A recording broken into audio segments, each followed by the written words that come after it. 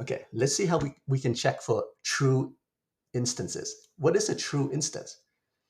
If you're given two things, if A's constructor is B, then A is a true instance of B.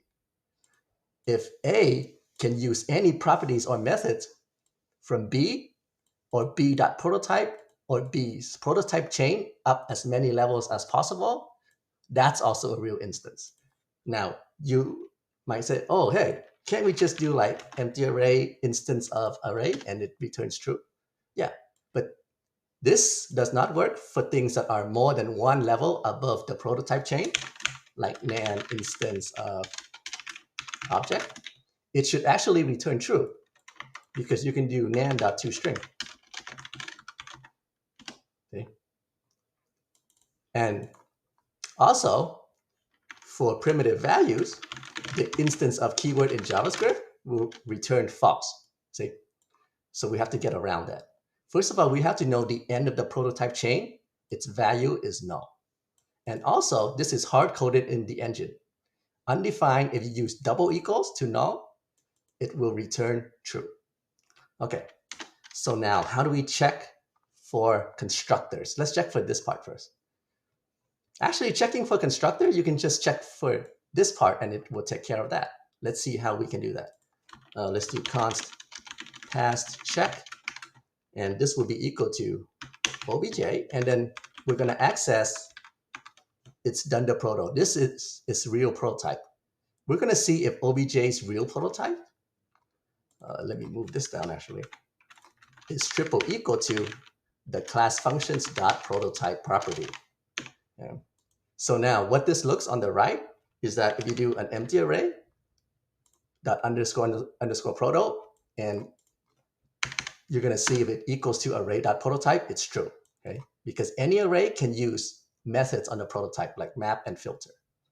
Okay, so we have this, and then now we can do if. So if past check, right, then we can return true, and if not, we can just return false. Is it that easy? Well, nan and object is supposed to return true, but it's returning false. What if we do s and string? True. Hey, so we're one step there. If we do 5 in string, it's false. If we do 5 and number, it's true.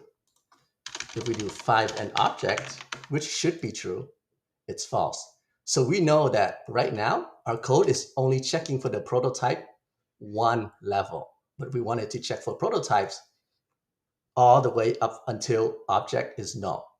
So how do we do that? Well, we can easily do that with a while loop, but what are we while looping over? Well, we'll while loop as long as the obj is not loosely equal to null. And I will explain this whole part very soon. Whoops, okay. So now I'm going to move all of this inside the while.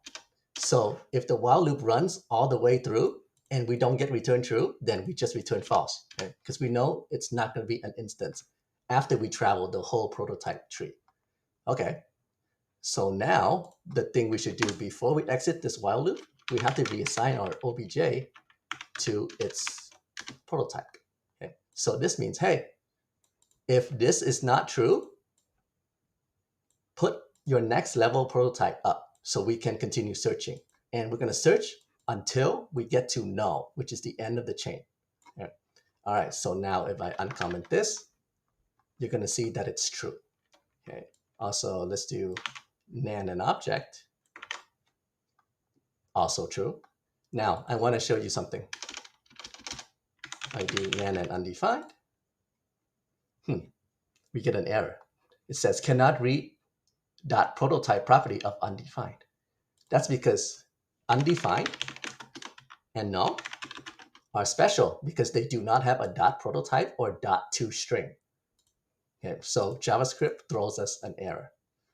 But we can get around that with the JavaScript's optional chaining thingy-majig. I forgot the name. Okay. And then everything should still work. Excuse me. Oh, cool. Now, why do we need the double equals? Well, let's change it to triple equals. Let's see what happens. Okay. it works, but what if I change this to undefined? It looks like it still works. What if I change this to null? It works, but if I change the left argument to undefined, we get an error. Okay? Because remember, undefined does not have this proto. But when we're strictly checking for null, and they pass in undefined, this check will not catch it. But if we go back and we only use double equals, it actually checks for both. Okay? So even if we have null right here, this should still work. Right? Now this is the same thing as checking for, what is it?